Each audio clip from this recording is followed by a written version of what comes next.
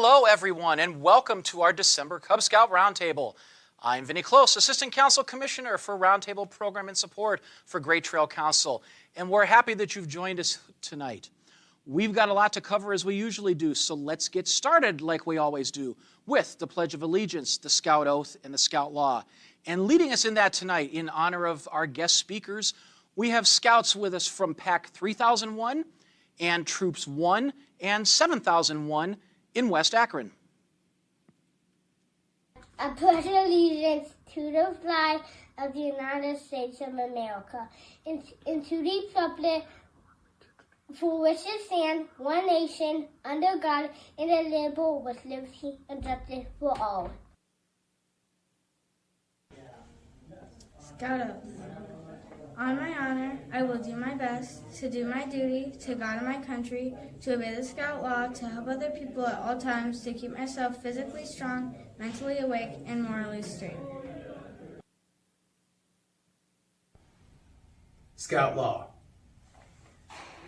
A scout is trustworthy, loyal, helpful, friendly, courteous, kind, obedient, cheerful, thrifty, brave, clean, and reverent. 2.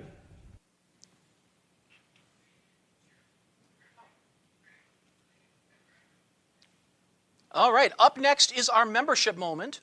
Up next is our safety moment. We'll get to the membership moment in a second. This month, appropriate for the cold and snow that's happening outside right now, we want to talk about winter activity safety. Now, there is magic to scouting activities in winter. It is some of the most challenging outdoor adventures, but also the most fun. However, potentially extreme weather conditions, cold temperatures, and unique hazards associated with outdoor winter activities require careful planning to ensure safety. Keeping warm is the most important part of cold weather camping and outdoor activities. We've got a slide we're going to put up now that talks about using the cold method to stay warm. So, first up is the letter C for clean. Insulation is only effective when the insulating layers are kept clean and fluffy. Dirt, grime, and sweat can reduce the ability of a garment to keep you warm. O is for overheating. Avoid overheating by adjusting the layers of your clothing to keep from sweating during warmer temperatures. Stay hydrated by drinking plenty of water. And avoid energy drinks. Now, sports drinks like Gatorade are okay, though. L is for loose layers. A steady flow of warm blood is essential to keeping all parts of your body heated. Wear several loosely fitting layers of clothing and footwear that will allow maximum insulation without blocking your circulation. Having clothing that is brightly colored, like orange or red, is also a good idea so that others in the area, like sportsmen, can see you in snowy conditions. And yes, Mom was right, always wear a hat. And D is for dry. Sweaty, damp clothing and skin can cause your body to cool very quickly, possibly leading to frostbite and or hypothermia. Keep dry by avoiding clothes that absorb moisture. Always brush snow off your clothes before you enter a heated area. Keep the clothing around your neck loose so that body heat and moisture can escape instead of soaking through the layers. Eating the right type of food when camping or playing in the cold is also important. One of the best ways to remember what is appropriate to eat when you are spending time outside in the cold weather is to use good nutrition to build the fire within the same way that you would build a campfire. Make sure your food consumption includes sugars, which act like a fire starter. So yeah, go ahead and nosh on some M&Ms and raisins. Carbohydrates and proteins, which act as kindling, and fats that produce the energy needed to keep the fire burning and your body running at peak performance. Hydration is as important in winter as it is in the summer. Drink when you're thirsty.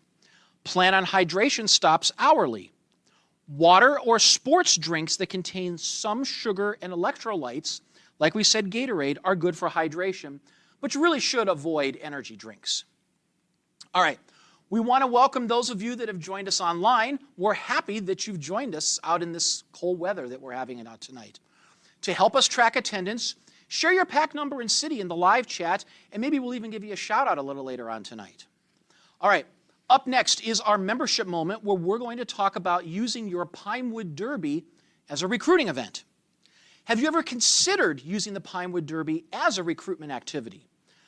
Most PACs hold the Pinewood Derby early in the calendar year when PACs don't usually think about recruitment.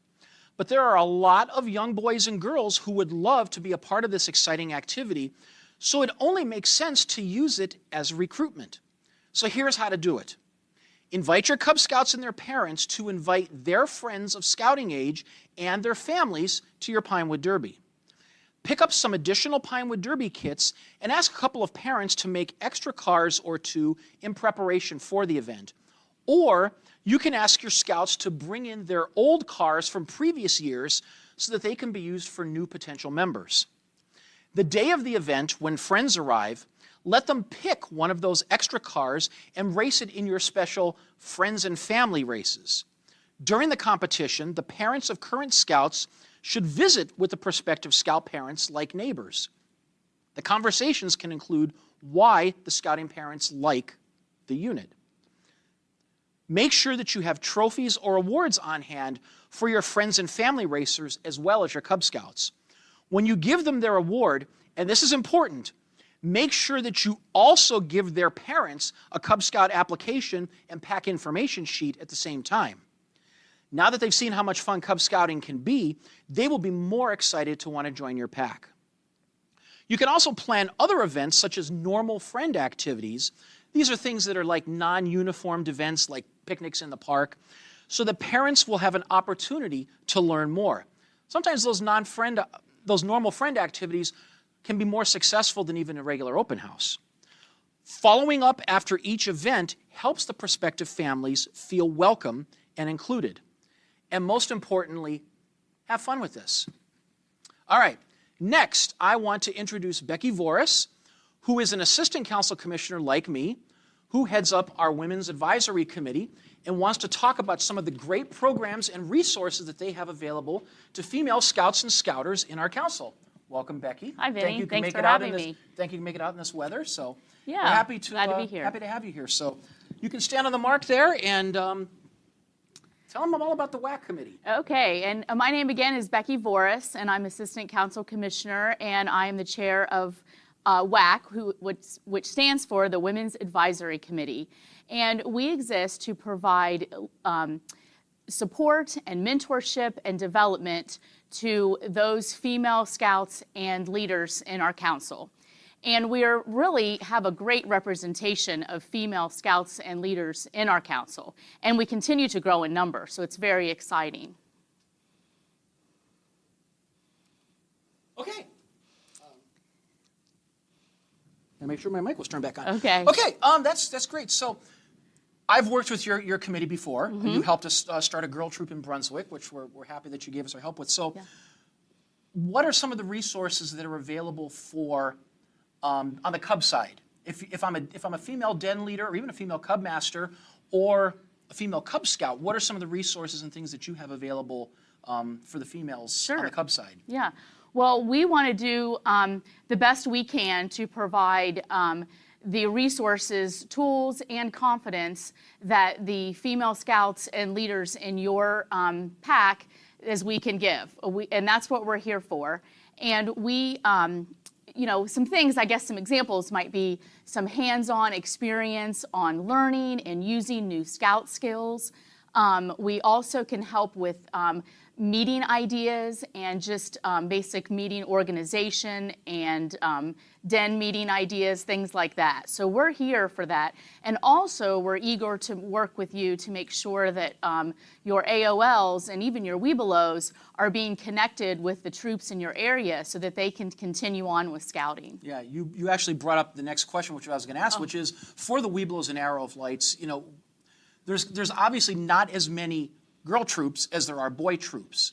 Right. So if you happen to be in an area that the nearest girl troops might be 10, 15 miles away, right, what are some of the ways that they can at least know that these troops exist? Because the troops themselves may not even be thinking to go that far out to try and recruit some of these Webelos and AOLs. Right, and that has become a problem, and it certainly is an issue that WAC is working with the council together to make sure that we know where all of the existing troops are and who all of their contacts are there, their leadership, so that we can make sure that you can get a chance to check out all of the different troops and at least try and see what's in your area. And like I said, we're growing in numbers, so we're hoping that that problem won't be around for long.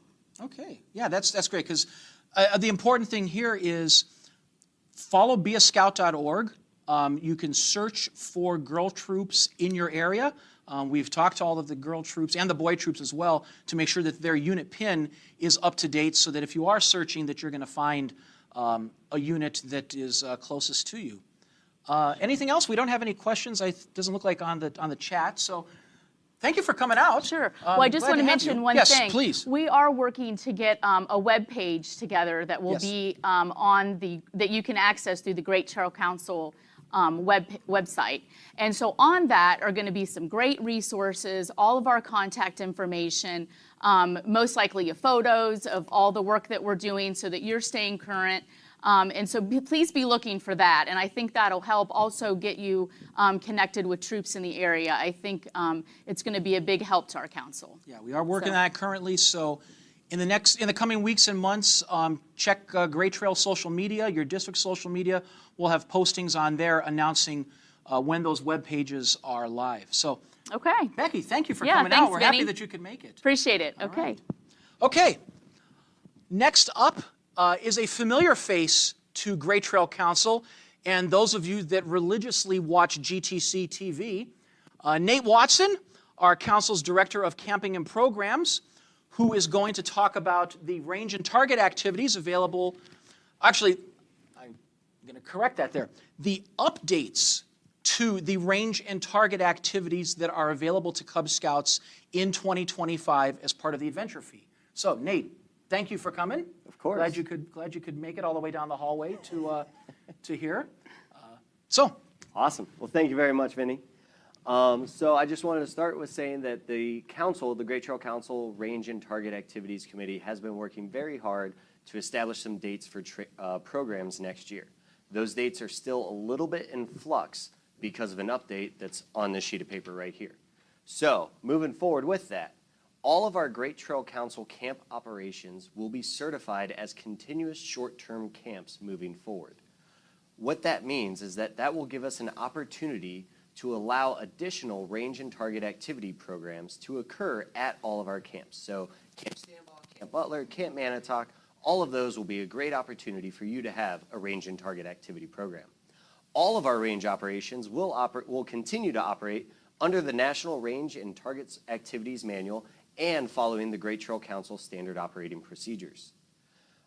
For a PAC to be able to participate in one of these continuous short-term camp programs, they must have an overnight reservation at one of our camps. So if you have a cabin reservation at Camp Stanbaugh, say you rented a Aquila cabin, that would work. Manitowoc, Legion Lodge, or Butler, maybe you do some tent camping. Those would be great opportunities. Only Great Trail Council trained range masters will be able to provide these programmings during these short-term camps.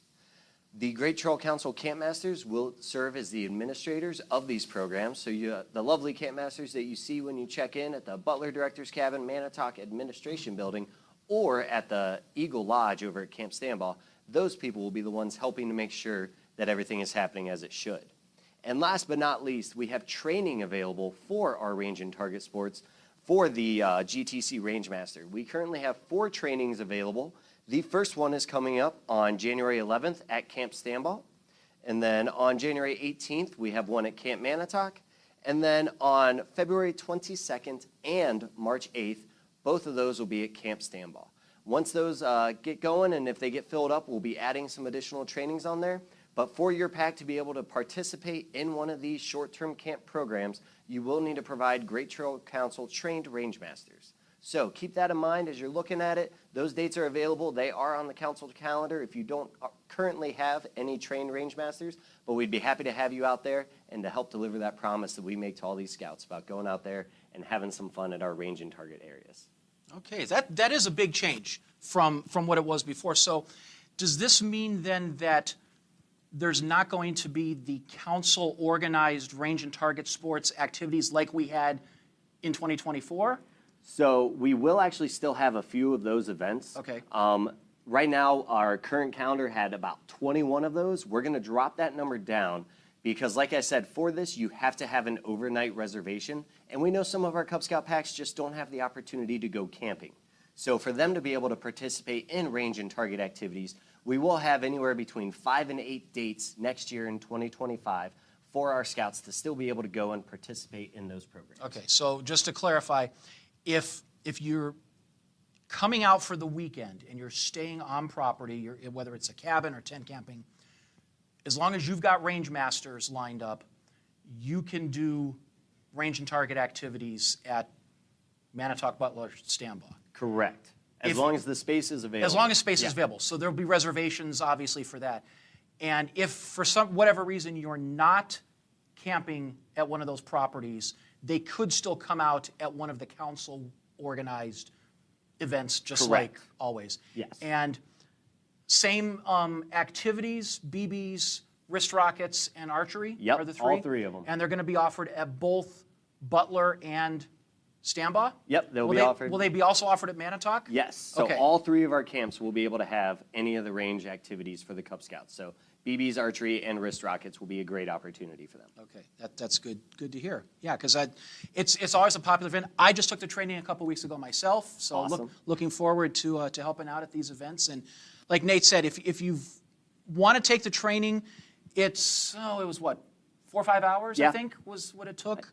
Yeah, roughly. Yeah, something around there. You come out and learn all about being able to operate the ranges, and it's good because now you can help your pack. So One last yes, quick note please, about this. Go ahead. So we've been working tirelessly with our National Outdoor Adventures team. Bruce Hassey is one of the program specialists down at the national office. Him and I have gotten to know each other very well over the last few weeks working on this project. So this is certified by our national organization. We are able to operate this, and it's going to be a great opportunity for our Cub Scouts moving forward. Yeah, and it's important to let the families know and the Cub leaders know that the number one priority in everything that's being done here is the safety of it all. Yes, of and course. so we will always have safety training, and we'll strike the fear of God in everybody, so you're not fooling around on the ranges, and we want everybody to not just have fun, but to have a safe experience as well. Yes, safety is our number one concern, so we want to make sure that everyone is being safe out there. Yeah, that's the most important. Okay, doesn't look like we have any questions from anybody online. If you do, who should they contact? You can send me an email. It's really easy. You see my name right below me, nate.watson@scouting.org. It's pretty There tough you to remember, I understand, but just my first dot, last name, @scouting.org will help you out and make that work for you. Awesome, yeah. Well, thank you for coming out, Nate. Glad you can make it. Oh, we have a question. Sherry Buck. She's got to turn her mic on first. There we go. Do the range masters have to be Great Trail trained? We have some that took the training through Lake Erie Council. Yes, for this program, anyone that is operating the ranges at Camp Manitowoc, Camp Butler, or Camp Standby, any of the council properties, will be required to be a Great Trail Council trained range master. That's part of the stipulations of our program so that we can ensure that they have everything trained in the operation of our specific ranges. Because Beaumont might have some different ranges, Firelands might have different ranges, but we want to make sure that they have everything handled for how we operate our ranges at our Great Trail Council properties. Now, could somebody from out of council come and take our range master training and use it at their council? Because, for instance, when I took my training a couple weeks ago, there was a person from Lake Erie Council that was taking the training with me, and he was going to do range master, I think, at Beaumont and Firelands. So is that still okay? I would say that if that other council is accepting their registration as having a Great Trail Council training, then I think that would be perfect. It's up to that individual council. So before you sign up for our training, if you're from another council outside of Great Trail, make sure you talk to your council executives. Your camping team should be able to give you a good answer of how that would work, if they would accept our credentials or if they would not accept our credentials. Okay. All right. Well, I think that doesn't look like there's any other questions. Again, thank you for coming out, Nate. Of course. Appreciate it. All right. I'll scoot. Yeah, thank you, Nate. Okay, up next, I want to take a minute to talk to you about a great program run annually by our Scout Shop right next door here, and that is the Giving Tree. So during this season of giving, consider helping a local scout. Stop by the Gray Trail Scout Shop here in Stowe anytime between now through December 15th and visit the Giving Tree. We have scouts in need of merit badge sashes, books, uniform shirts and pants, belts, even help with the adventure fee. Any amount helps. Also at the Scout Shop, the Peace Light from Bethlehem will be returning to the shop this Saturday, December 7th at 10:30 a.m. and will be there on display through December 20th. The shop also wanted to remind everybody that they will be closed between December 23rd through January 1st. And finally, they wanted to let you know that they have lots of great stocking stuffers and last-minute gift ideas for that hard-to-shop-for scout or scouter in your life. They're having their year-end clearance sale going on right now with up to 60% off. Just look for the yellow dots. All right, up next we have our district program moment, where we're going to take a look again at two events that are happening soon that are part of the new Adventure Fee program. They are the District Pinewood Derbies and the Cub Scout Freeze-Outs. And we've got a slide for that we'll take a look at here. There we go. All right, so save the dates for these Adventure Fee activities. First up are the Cub Freeze-Outs. Each district is holding one. Soaring Eagle is having theirs on February 1st at Camp Manitowoc. Canal is having theirs on February 1st at Camp Butler. Stambaugh is holding theirs also on February 1st at Camp Stambaugh. And Crooked River is the next week on February 8th at a location yet to be announced. Then we have the District Pinewood Derbies. We're going to talk in a few minutes about pack Pinewood Derbies, but each district is putting on a Pinewood Derby. Stambaugh's is on March 15th at a location yet to be announced. Canal District is on May 3rd, also to be announced. Soaring Eagle is going to be on May 10th, and they will be at Summit Mall in Akron. And Crooked River will be on May 17th at a location yet to be announced. Now, you can get information and sign up for all of these activities at that address that you see at the bottom of the screen there for the Adventure Fee activities. One important thing to point out, too, with the District Pinewood Derbies, you may have known in the past that you had to qualify from your pack in order to participate in the District Derby. Because this is an Adventure Fee activity, they are now open to everyone, so there is no longer a qualifier necessary to participate at the district level. Everybody is welcome to attend. All right, time now for the first of our two hot topics for tonight. And it is a new video for December from the National Council covering the planning for your pack's Pinewood Derby, which hopefully your pack has already started to do. Presenting that video is our old friend Anthony Berger, the National Director of Cub Scouting. On your mark, get set, go! It's race time. The Pinewood Derby and the Rain Gutter Regatta are two of Cub Scouting's most iconic activities. What's the purpose behind these events? How do you run a successful race? Can this activity really help your Cub Scouts do better in high school? Welcome to Roundtable as we discuss the Racetime Adventures for all ranks in Cub Scouting. The Racetime Adventures are one of several elective adventures that can be done as a pack activity. Many packs conduct the iconic Pinewood Derby, others conduct a Rain Gutter Regatta, and some even do both. The requirements for the Racetime Adventures are designed to make it easy for Cub Scouts to earn the adventure if the pack already conducts one of these races. In addition to the obvious experience of building a Pinewood Derby car or Rain Gutter Regatta boat, the adventure gets into the science behind what makes a Pinewood Derby car or Rain Gutter Regatta boat go. Like all good events, the first step is to set a date, time, and location. Now, a tip from the experts is to consider a date and time that allows plenty of time to set up, conduct the event, and then break down. For example, having the event on a weekend during the day may increase the number of parents who can actually help with the event. And a good location may not be your normal meeting place. These events require a lot of space, either inside or outside. I've seen a lot of races, and the ones that I find the most fun are the events that have other things going on during the race to address that downtime that happens when Cub Scouts aren't racing. I've seen snack bars, music, games, and crafts, these added activities also take up additional space that a normal meeting location may not have. Now, another thing to consider for your location is if this is an opportunity to be visible to the public. Conducting your race at a local park, a mall, or during a community event will raise awareness of Cub Scouting and could get you more families involved in your pack.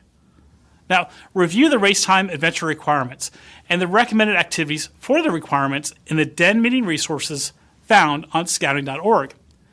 If you're planning the event for your pack, we would recommend reviewing the Arrow of Light race time adventure, as it has the most requirements, and have Den leaders review their rank-specific race time adventures. You can get to the Arrow of Light race time adventure by simply scanning this QR code. Now, a big question is, how will you conduct your race? Will it be a single elimination or double elimination? Will you race by dens? Will you conduct heats where cars race against one another, or will you determine a winner by their race time?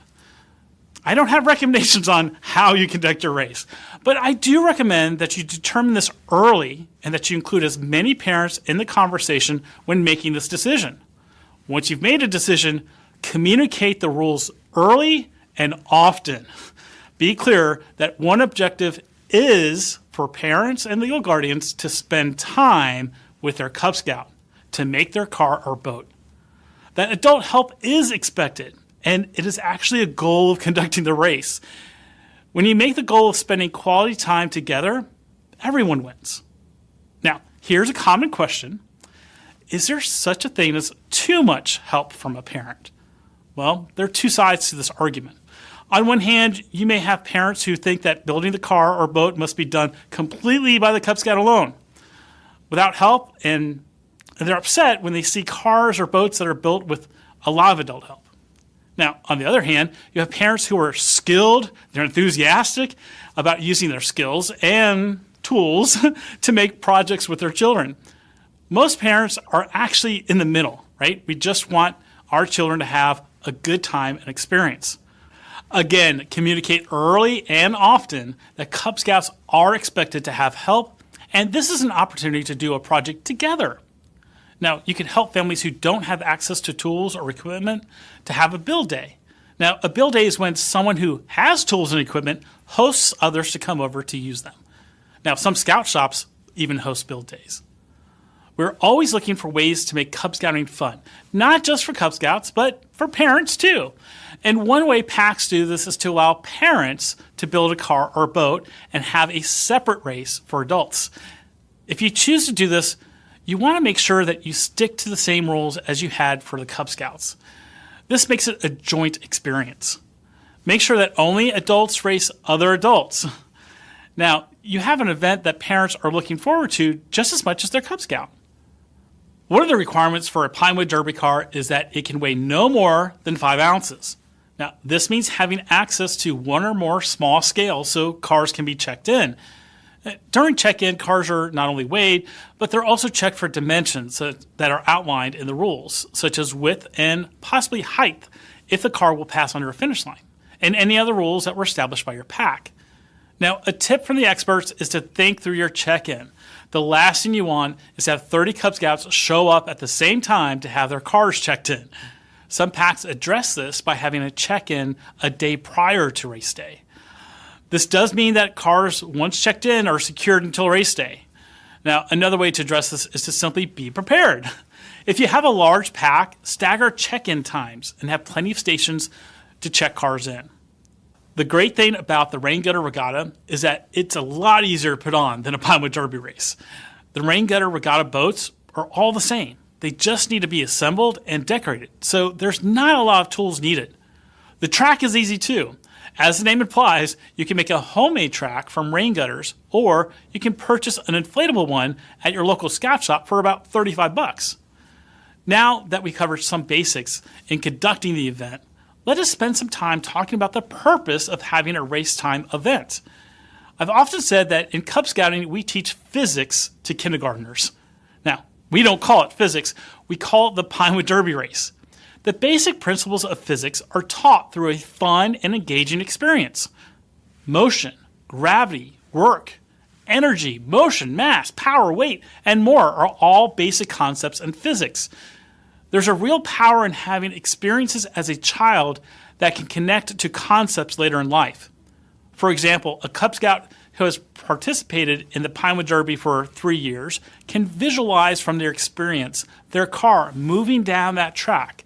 They can visualize the slope, the straightaway, and they may recall their car being weighed. This experience stays with them, and when they are older and are introduced to the scientific principles that were part of the experience, they're more likely to understand those scientific principles and apply them.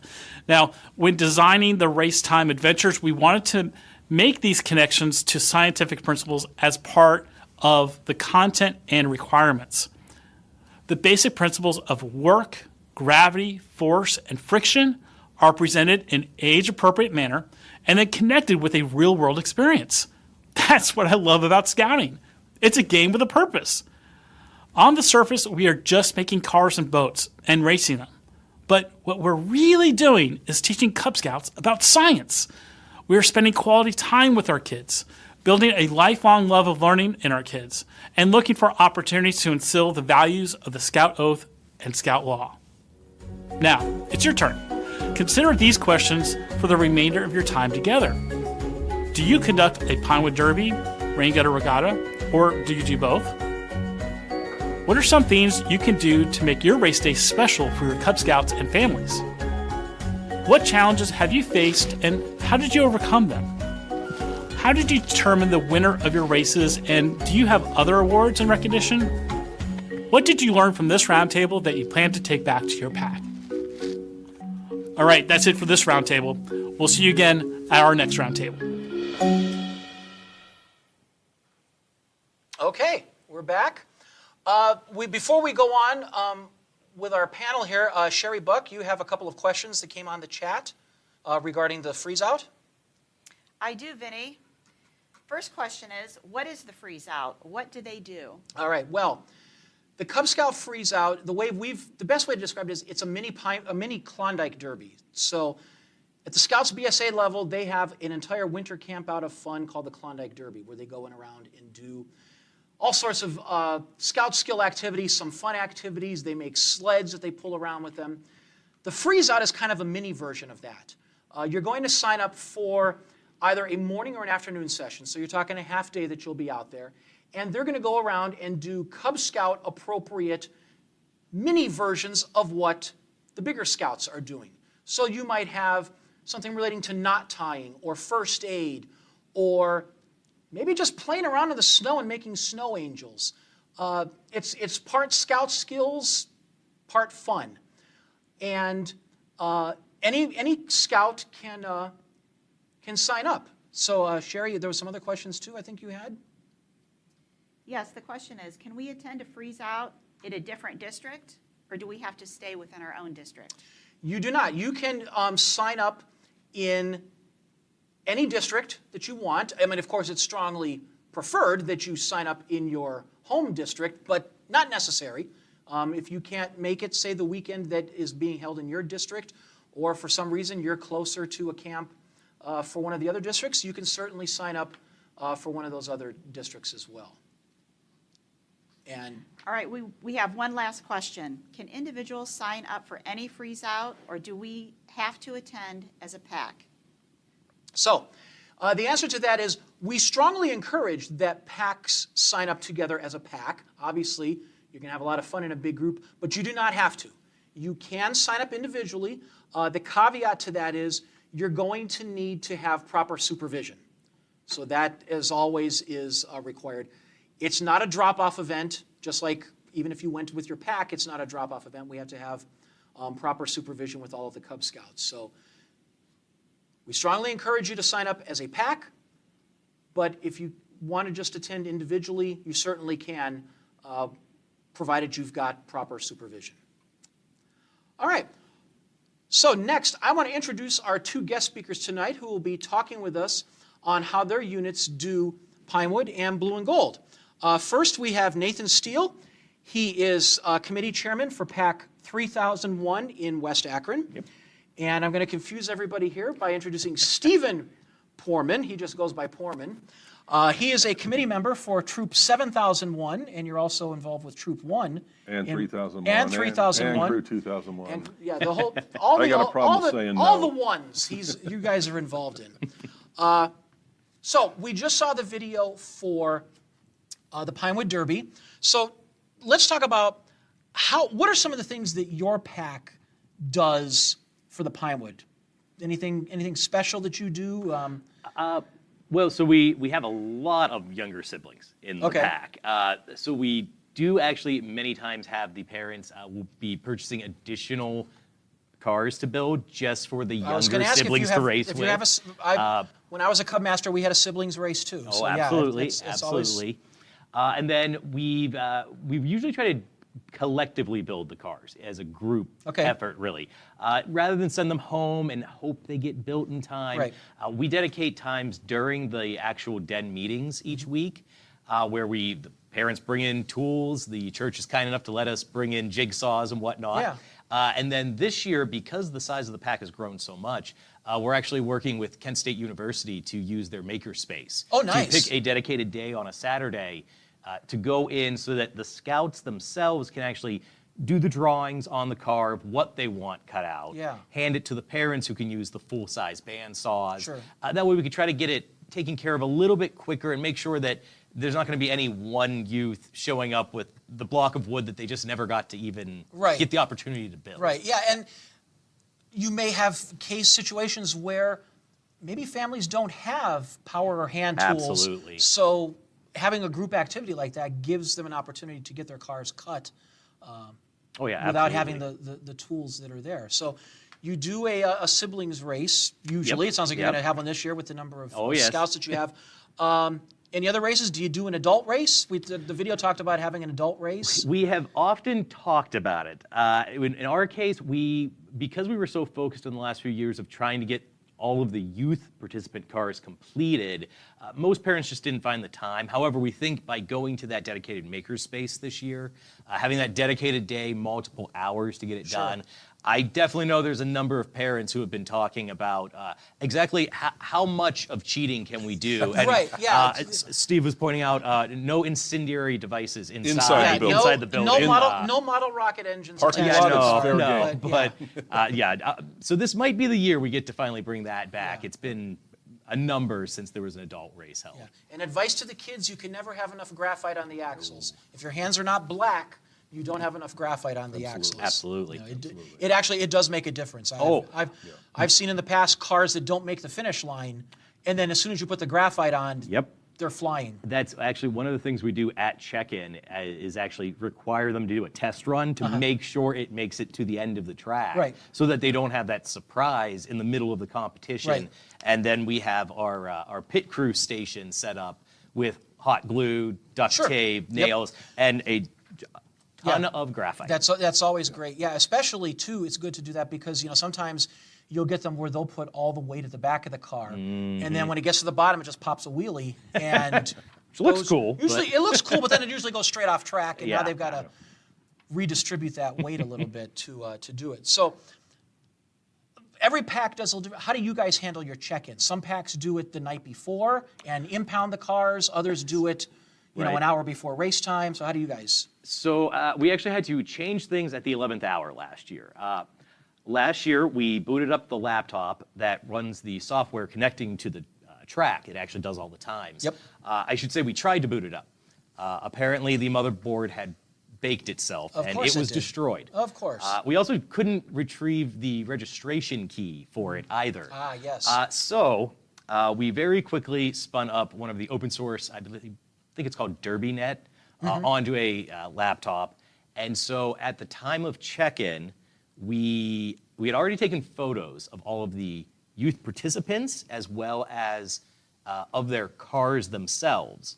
And so at check-in, we had a team at the front table with a tablet who were able to link up the photos of the car and the youth. After they do a test run, weigh, measure, they could check them in and it would add them into the system. We're probably going to repeat that a little smoother this year with a dedicated photo booth area set up.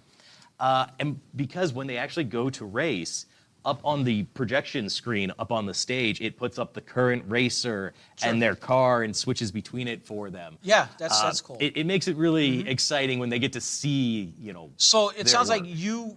you do your check-in and weigh-in the night before?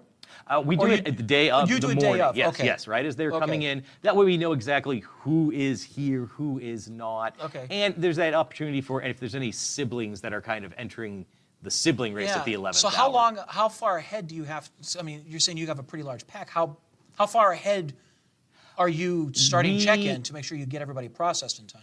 The system actually worked so well for us, knock on anything made of wood. We were actually able to get everyone processed within about 30 minutes of that's good. start time. It was Okay. pretty quick and painless. And that was, again, programming it all the night before. Yeah. So during the race itself, you obviously, Mm-hmm. what kind of assistance do you have? Parents help out? Do you have older scouts from the troops come in? help, In the or- last couple of years, we've had older scouts from the troops come and help out. Also, it's always kind of that crossover time with the Arrow of Lights. Yeah. And so many times it'll be specifically the Arrow of Lights returning. Those who have crossed over, Right. simply because they want to get that one last opportunity to also race a Yes. car. So there is a heat just for them as Yeah. well. Yeah. So where do you hold your race? At the same place that you meet for your pack meetings? We're lucky enough to have a large fellowship hall at the church, and we are able to fit our racetrack across the front with plenty of seating in the back for all of the spectators as well. As I was preparing for this today, I saw there was a video that National produced. If you go out on YouTube, you can find it, where they had a Pinewood Derby at a council where the race was at Texas Motor Speedway. So how cool is that Yeah. to have a Pinewood Derby at Texas Motor Speedway? William Byron, who is a NASCAR racer, is an Eagle Scout. He proudly does it. He's had his car decorated with it.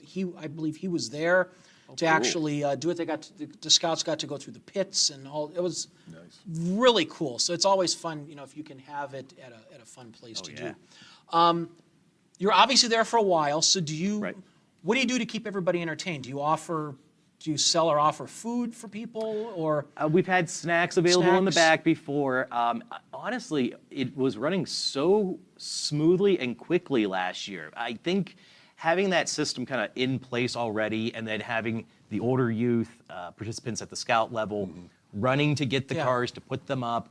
We were able to have another computer running that would show who's on deck, and that's the big thing. I think having the helpers actually get the next set of cars Right. ready on the tracks, ready to go. Yeah, so you're not waiting for those long pauses Right. in between to get the cars I ready think to go. last year at a pack of approximately 35 scouts, we were able to have the entire race completed, each scout on each lane of a 6-lane track. That was my next question, is how big is your track? And so it's 6 6-lane lanes. track, and we So want to they're make doing sure at there's least- not that So they're racing one at least that's 6 bad. heats. I think we were able to complete everything in just under an hour and a half. Wow. So it wasn't much longer than a normal pack meeting, really, not counting the check-in time that was available up front. And how do you do your awards? Is it by den? Do you do an overall? Or what do you? We how do split ours up. We do by top 3 by den, top 3 overall as well.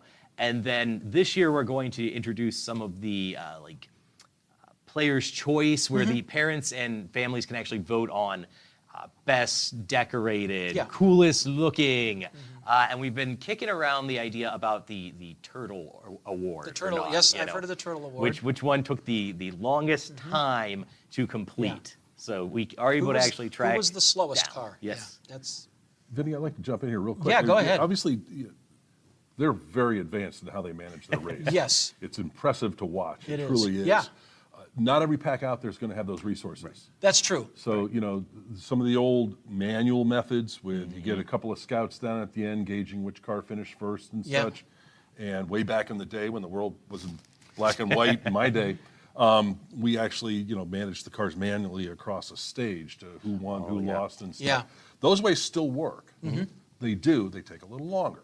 So you're not going to get done in an hour and a half. No. Right. With that, but what Nate's talking about is a pretty cool way to do it. If you've Yeah. got the opportunity to do that, give it a shot. Yeah, the electronic finishing systems are very cool. They're not cheap either. Oh, no. So Oh, I no. know there's a lot of packs that rent out their tracks Yes, for other yeah. packs to use, just because To be honest, ours is a hand-me-down, I believe. When we obtained it, it didn't work, but we have some electronics specialist in our pack, and it was rebuilt and brought back to life, actually. So That's great. when we obtained it, it was just for the aluminum track itself, and then the timer came later. Yeah, I know when I was a Cub Scout, back when TV was in black and white, it seems, we were chartered to a fire department, and obviously no electronic finish line.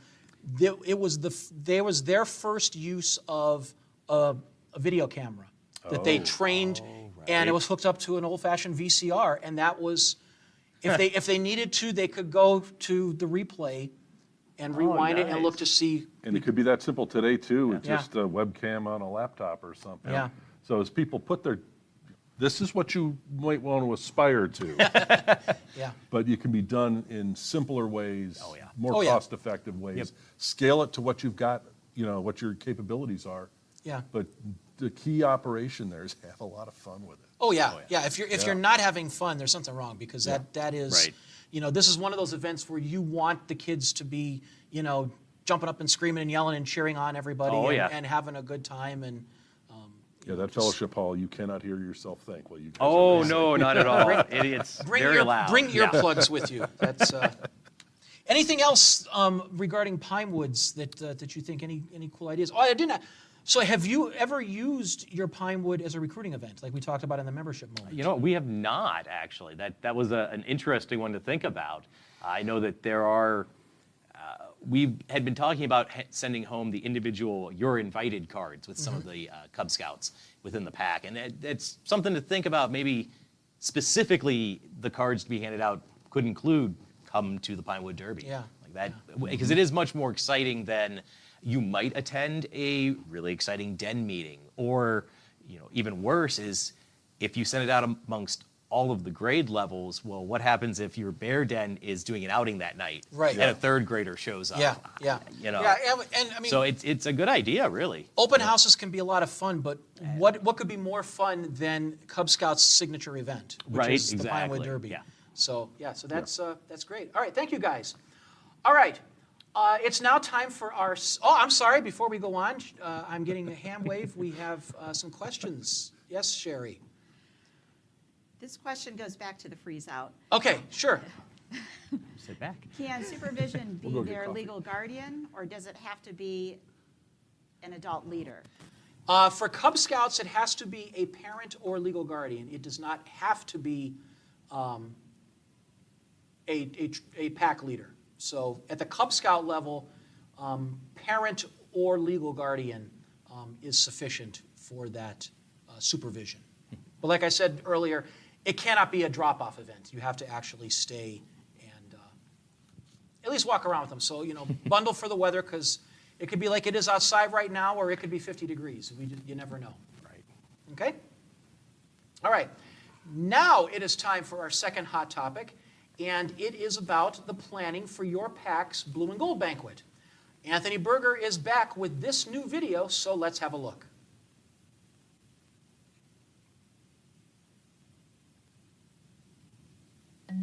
Here's a little Cub Scout trivia for you. Do you know the story of the first Blue and Gold Banquet and what its purpose was? Today, the Blue and Gold Banquet is associated with the Scouting anniversary in February, and we describe it as the birthday party for Cub Scouting. However, that isn't the origin of the event. Welcome to Roundtable as we explore the Blue and Gold Banquet and learn from each other some proven techniques that make it one of the highlights of the Cub Scouting year. Back to our story, in 1933, only 3 years after Cub Scouting was officially launched, the Cub Scout Leader Roundtable, a publication that nothing like we know Roundtable today, it was suggested that PACs organize parent Cub dinners. The first record we have of a Blue and Gold Banquet is from PAC 1 in Michigan City. At the time, the PAC was organized by the mothers of the neighborhood. They noticed a lack of participation from fathers and decided to hold a parent Cub dinner. Now, the dinner had a catch. You had to come with your own homemade utensils, forks, knives, and spoons. The idea was to have an activity where fathers and sons could do something together in order to attend the banquet. Over time, the concept of conducting an annual banquet caught on, And soon PACs across the country adopted the parent Cub dinner and put their own twist on the event. It wasn't until 1943 that the term blue and gold was coined and became associated with the anniversary of Scouting. So this makes the Blue and Gold Banquet the oldest Cub Scouting tradition that we have that was started by a unit that became a national phenomenon. Now, I share this bit of history with you to demonstrate a very important fact about the Blue and Gold Banquet. Your Blue and Gold Banquet is your banquet. I've seen PACs all over the country, and I've never seen the same Blue and Gold Banquet. I recommend that you watch the online training module in Cub Scout position-specific training. Now, this is for all positions, and it's simply called Involving Adults in Cub Scouting. It's less than 9 minutes, and it will teach you proven techniques to get more parents and leaders involved in any activity your PAC does, such as the Blue and Gold Banquet. Remember that this is a way to build a community among your parents and leaders. It does not have to be a celebration of the Scouting anniversary, and it doesn't have to be when everyone earns their rank. Now look, I'm not suggesting that you throw this great tradition out the window. If you do use your Blue and Gold as a celebration of the Scouting anniversary or as a celebration of rank advancement or both, and everyone loves what you're doing, keep doing it. But if you find that your PAC Blue and Gold isn't bringing families together, and is not helping you to build a PAC community, then perhaps it is time to rethink what your PAC is doing. Blue and Gold is a way to bring your parents, leaders, and Cub Scouts together to build a sense of community. That's the whole idea of the original banquet. If you can, this is also an opportunity to engage the community at large by inviting local officials, teachers, and principals. And of course, remember, extend invitations to your charter partner too. Evaluating your Blue and Gold annually ensures success. Now, we're going to cover 4 steps to planning, and at the end, we want you to share with your fellow Cub Scout leaders. Step 1 is to gather the leadership and families of your PAC and have a conversation about your Blue and Gold. What have you done in the past? What does everyone like? What are things people don't like? If you could do anything to bring families together in your PAC, what would you do? It should be something special that everyone looks forward to. Now, here are some details to consider as you're having this discussion about your Blue and Gold and what it will look like. So, will you have food? And if so, what meal? Yes, your Blue and Gold could be a breakfast event. Will everyone bring something? Will it be prepared?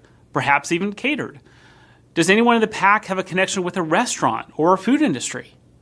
A tip from the experts, consider a lunch on a Saturday or some other time where people are available to help set up and can enjoy the event without being rushed or worried about bedtimes or homework. Now, our PAC decided that since we all wanted to enjoy the event with our families, none of us really wanted to cook for everyone. So this led to learning that our PAC secretary had a connection with the local Cattlemen's Association. And the Cattlemen's Association agreed to come out and cook for our Blue and Gold. And families would bring one side and one dessert. This became our PAC tradition, and that was one way we were able to build our PAC community. Step 2 is to consider the location of your Blue and Gold. Now, the right location can really elevate your event. Here are some questions you should consider when discussing location. Space, right? Of course, can it accommodate all the families in your PAC? Does the facility have all the needed things that if you're going to serve food, can accommodate? What about tables and chairs? What about parking? And is it a place that people can easily get to? Is there a fee to rent the facility? Now, step 3, decide on a time and date.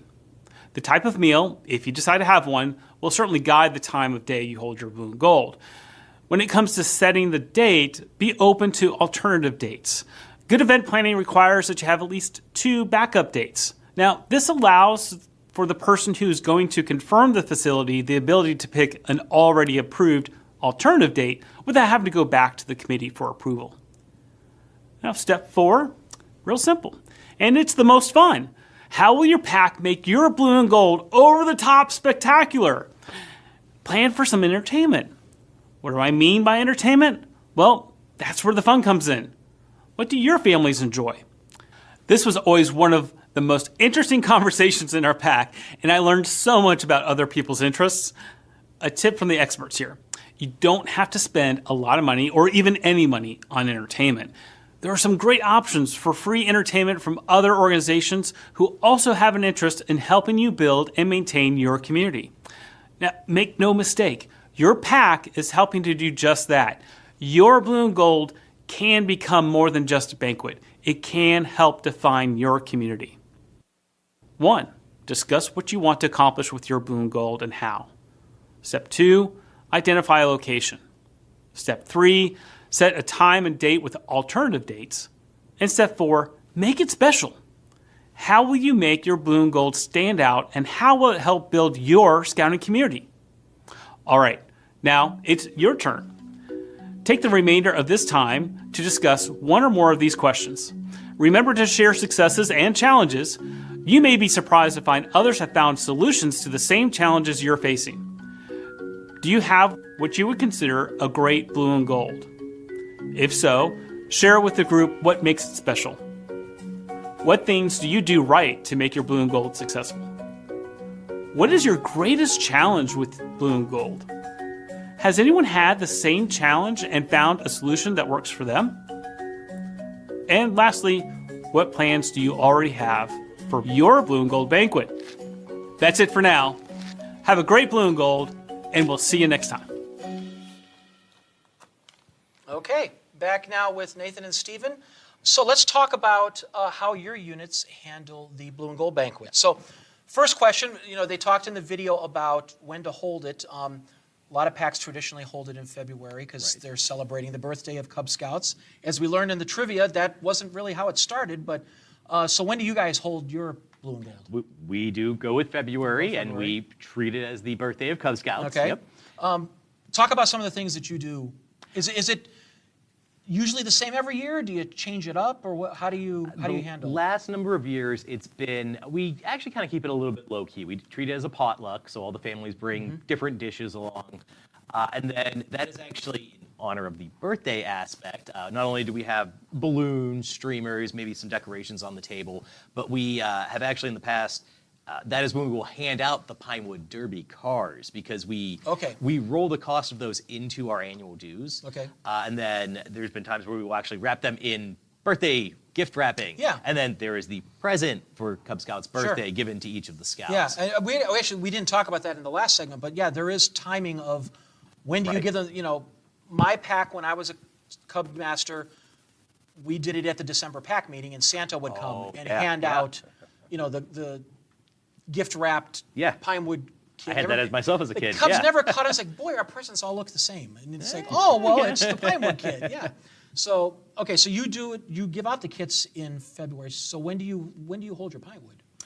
We usually do our Pinewood right at the end of March. So we get the entire month there to kind of work on it throughout, and then schedule bigger work sessions in there as well. Yeah. Yep. So in the video they talked about, there's not the debate, but different schools of thought on what do you do at the at the Blue and Gold? Oh, right. So do you give out awards, or is yours strictly a celebration, have fun day? So we do hand out our awards at that one. So much like a PAC meeting for any of the belt loops, we try to encourage structuring the plan throughout the year to get the required belt loops completed by then, so that they may be able to make rank by the Blue and Gold. Now that doesn't always happen, weather might not cooperate or various things, but then that gives plenty of time for the rest of the season to work on all of the elective belt loops and adventures that the youth might be interested in doing, and it kind of gave them time to think about what do they want to do there's so many belt loops and adventures. Sure. You can't really do them all. So we try to aim for that so that it's a little bit of a bigger award ceremony for each of them. And then we, especially when it comes to the rank level, we always make sure to have the parents come up as well when they get awarded that, since mom, dad, grandma, grandpa, whoever, were right there along with them. And then there will also be some of the other additional awards that might have come up throughout the years. Adult leaders earning knots, things like that. Yeah. Make it a little more formal, but again, we like to keep it a little more low-key, not too stressful.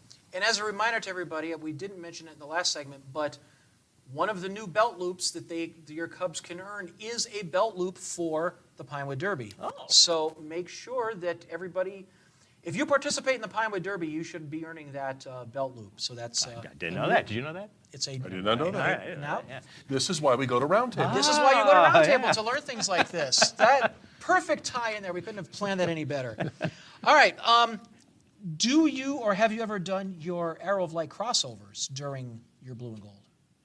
Oh, we tend to work in conjunction with the troops because they will have a kind of welcome to the next level of scouting camp out. And so that usually is a little later in the season, I believe more in March, simply Okay. because February is very cold. Yeah. Well, the crossover oftentimes occurs in February. That's a Cub Scout ceremony. The crossover. Yes, The yes. crossover The ceremony. induction into the troops That's true, yes. occurs at like a week later Yeah. at a February camp out where we invite the new scouts, their parents, their grandparents, their siblings, whoever. They come out Saturday for dinner, the induction ceremony and stuff. Oh, all right. Then March, we follow up with what you're thinking of, which is our show and do camp out, where we That's the one, we teach okay. them everything they need to know to have fun on a camp out, and then Yeah. we immediately go into warm weather. So by the time It's a the win. cold Works weather out comes good. around again, they know what they're doing. Yeah. So Yeah, my troop does something similar. We call it Camping 101, but yeah, Yeah, kind of same the same concept. Kind of the Yeah. same concept. So you talked about you do serve food and you make it a potluck. Does your pack do any food? Like when I was a Cub master, we would do a potluck where every den would. You probably do the same. Every den brings something different. The Tigers bring the drinks and somebody brings this. right. But then the pack would. We always used to get the Giant Eagle fried chicken because it's so good. But that was the one thing. That was the yes. one thing that the pack would Right. chip in to serve, and then the families would fill in around that. Keeping with the birthday theme in the past, we've had the sheet cake. The sheet that cake, would be, that- yes. We that- obtain the cake for the Yeah. birthday celebration. Yeah. So, do you then do any special activities? Do you have any entertainment that you do at your blue and gold beyond just awards and stuff? This is the chance where we actually have the dens. We try. Lions, it's sometimes a little It's a little tricky. harder. Where they get their first chance to perform the skits. Yes. The parents and the families. And then last year, there was also a few of the belt loops where they kind of had to present something at the table. I know the Tigers last year did the adventure with magic and mysteries, Yeah. I believe, or mysteries and intrigue. And so that was their opportunity. They went around to each table, and so they performed the magic tricks. So they sort of were the entertainment for Yeah. the tables. Okay, that's great that they get involved in that, and it's something that they've been working towards Right. For a few months. Okay, anything else that you want to add about how you specifically do your blue and gold? No, again, I mean, it's so different now than when I was Yeah. in Cub Scouts versus, I'm sure, yourselves. Yeah, And yeah. it's, as long as it's fun and recognizes the youth, whatever works for your unit. Right. Yeah. There's as the video even said, there is no one size fits all. Everybody's different, and there is no right or wrong way to do, whether it's blue and gold or Pinewood, or if you do the rain gutter regatta or whatever else. There is no right or wrong way to do that. All right. Well, finally tonight we've got our council program moment where we want to give you a save the date and location on an event that's been around and used to be just for Canal District, but it's now been opened up to all PACs council-wide, and that is the Cub Scout chariot races. So, Borman, this is where you're up. Yeah. We've got the slide up here What do that we we're got going to going? put up where you can talk about, can we get that slide back up there, Steve? Where you were talk about the, I didn't know There I we needed to go. bring my binoculars. yeah. Okay. The chariot race, this January will be our 4th Canal District chariot race. We started very small, got a little bigger, and now that we're opening up to all Cubs in the council, we're hoping for even more. More Cubs equals more fun, any way you look at it. Last year, we had 60 Cubs, 19 teams from 5 PACs. So I'm looking for all of you to make that different this year. Yeah. I want bigger numbers. What it is teams of 3 Cub Scouts and a cardboard box chariot that is, there's instructions on making it and designs and stuff out on the registration page on the council. Do they have to webpage. provide the boxes? Yeah, they got to provide the box Okay. and all the stuff. It's basically a box, and Vinny, I think you mentioned earlier about decorating things, and when you and I were talking. Yeah. Yes, decorate the box. You'll see from some of the pictures that we'll go through here. The boxes are quite entertaining. I just found the lowering thing on my chair. Fortunately, you weren't on camera, so that's okay. Well, right, really. But where was I? But yeah, the rules, the construction diagrams and such are all out on the registration page. The cost of this is $10 per pack. Not per cub, not per den, per pack. You can bring as many cubs as you want. And you can have as many teams as many teams as you want. I think 3001 had 16, A lot. 17? Yes, Yeah. a lot. $10, cost them $10. And the $10 just goes for helping to pay rental and stuff. This is done at Higher Community Learning Center in the east side of Akron, pretty central to the whole council. We take over their gym, and Higher has been incredibly supportive and helpful when we've been out there. So we have a lot of fun. Nate, is there anything you want to add as far as from a Cub Scout perspective? I'm looking at it from the guy who's Right. trying to put the program on. So I did it for the first time 2 years ago when my son was a lion. This is a lot of fun, actually. First thing, we will note, U-Haul has the perfect size boxes. If you go there, we learned that last year, and they're not going to fall apart on you. Yeah. Also, as much as you think a microfiber towel would be smoother, it is the opposite, actually, we learned last year. More surface area, apparently, grips too much. Okay. It doesn't move at all when they go pulling. Yeah. But no, we break our dens up, 3 per team. They each build their own box, their own chariot. The first year, my son's team, it was SpongeBob. Traditional square, it was great. Yeah, perfect for Last that. year, Turtle, which was applicable when we found out about the microfiber towel. Yeah. And then seeing them learn physics in real time. So you've got 2 scouts pulling the chariot with the 3rd scout sitting in it. Right. Well, Okay. when you come to that 180-degree turn, the scout on the inside has to stop running. Yes. While the one on the outside has to continue the curve. Yeah. That doesn't always go as smoothly as you or I would expect because goes they're as little. It goes expected. as expected, Yes, yes. yeah. It is a lot of fun. There's a lot of wee, and it's very exciting. They're cheering at the sidelines. There was an episode of Friends about pivoting, I think. Yes, that, yes, You know, mentioned that. So, yeah. So we've got a video that we're going to show here. Oh, yeah. That talks about it, and you're going to narrate on this here. So let's take a look and see. This is from a previous event. This is from last year. This year, last January, yes. This is our Parade of Champions. We start off by walking all the Cubs around the race course. Gives them a little bit of an idea of what's to come. And there they And go. there they go racing with a start 2 teams at a time. Yes, we did have a GoPro in one of the boxes, one of the chariots at one point. And I'm not sure in this race we had a wipeout, but you see all those road cones around there. We get those from Manitowoc. And when the first time I went to Manitowoc and told them I needed 50 road cones, they kind of looked at me a little funny, but they gave them to me. Yeah, yeah. And we, in true scouting fashion, we returned them, clean. And there's some of the examples of the designs. There's one that looks Yes. like the fighter pilot and look like they're. They were dressed up in Top Top Gun. Gun attire and everything, and it was quite a bit of fun. Yeah. So I definitely encourage folks to participate. It is a great activity.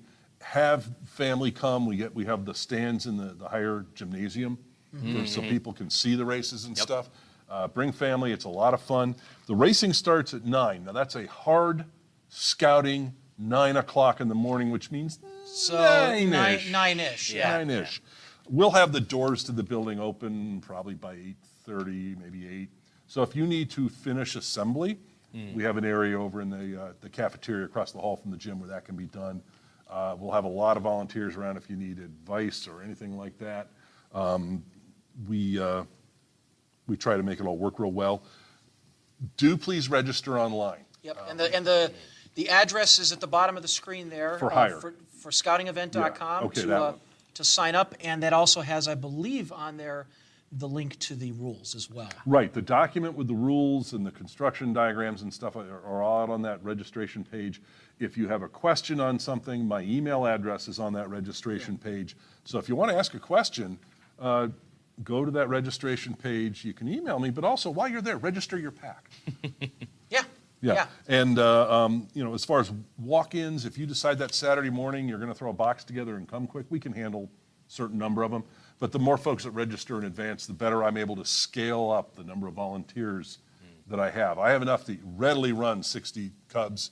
If I know we're having 80 or 90 Cubs, I'm going to be reaching out a bit more and grabbing a few more bodies to come in and help just direct little traffic around the building and stuff. Yeah, So- because Troop 1 and Troop 7001, you guys are basically the facilitators of the event as Right. far as running it and acting as traffic cops and And we use every. herding the Cub Scout cattle and all of those fun Every things. adult and every scout that we can muster Yeah. out there, and if we go to 90 or so Cubs, we'll be reaching out for some help for some Yeah. other units. But it is a load of fun. In last year, we were done and everybody was gone by 1 o'clock. Yeah. If we get that many more, it'll go a little longer. We do run a concession stand, and the proceeds from the concession stand, the profits from the concession stand, go to buy things like the awards and the ribbons and things like that. The $10 you pay is going to defray other costs associated with it. So there are awards that they will. Yeah, we do first, second, third place by age brackets that we will determine based upon how many Cubs in each age group Okay. show up. We have try for an overall. We last year handed some awards to the scouts from Troop 7001 and Troop 1 and said, go figure out who had the prettiest chariot, and walked away and let them do it. They did a great job, you know. Never send an adult to do a scout's job. I heard that from somebody once. Yeah.